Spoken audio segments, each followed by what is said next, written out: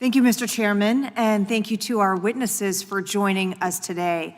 I think you have a group of members here that are very interested in finding ways to refine and streamline our criminal justice code, and you all are very helpful with the ideas and thoughtful testimony that you have brought with you here today.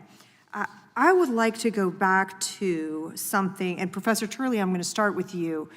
Mr. Fox told a story about a case in his opening remarks that I thought was very instructive in this way. I am a former state court judge, and in my experience, juries work very hard to follow the instructions that are given to them, most juries, and to apply the law correctly as charged by the court.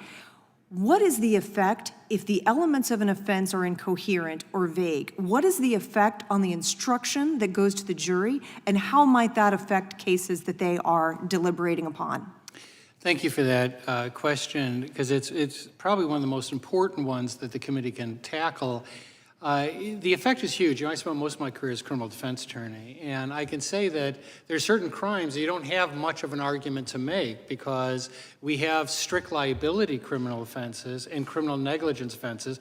I actually testified against both 27 years ago. I think that those are two categories that the Congress should focus on, that we could do away with most of those offenses. Because once you get into court, you don't have much of an option. But so the point is that if you've got a client as a criminal defense attorney who comes on to you on one of these crimes, you've got, if you take a look at the Yates case that went to the Supreme Court of the undersized grouper, right?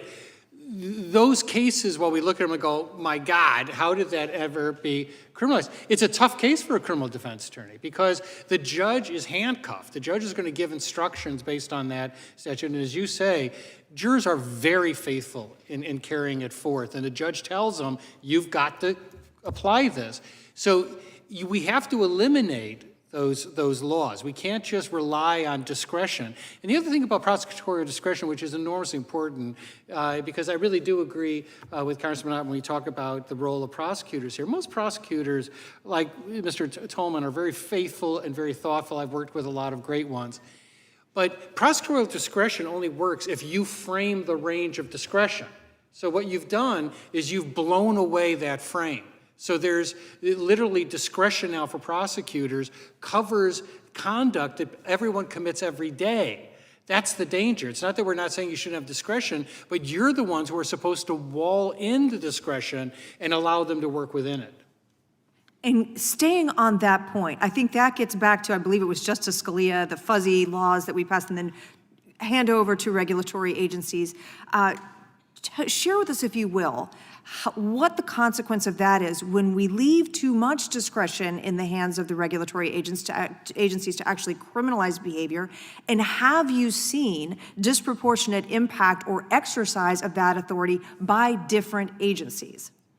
Yes, I mean, there are certain agencies that pull the trigger pretty fast. But the point is that whether you're on the regulatory side or you are an actual prosecutor, there's a tendency to just lower the boom on people, to count stack, because what you want is to get a plea agreement. Most cases end up in pleas. So if you're on the defense side, you're looking at a client with limited funds, and those funds will evaporate the minute they start a criminal defense. And I mean evaporate within months.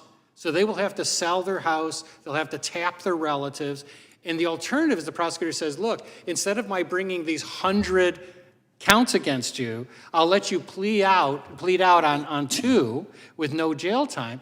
Most people accept that. And they then become part of the criminal justice system. They get a record. That stigma follows them. They have trouble getting jobs. They have trouble possibly getting leases. It's a horrific system. And on that subject, Mr. Tolman, I know in your written testimony you mentioned the Safer Supervision Act, which actually discusses the intersection between community safety and successful reintegration. Briefly, if you would, tell us why you believe those types of reforms to the supervised release system are important. Yeah, just real quickly, the states are leading on this. Conservative states are doing amazing things on this. They've realized that if we have them on supervision for a year, maybe 18 months at most, they are incentivized, they do what they're supposed to, they get on with their life. In the federal system, the average is almost 5 years of supervision. Thank you, Mr. Chairman. I yield back.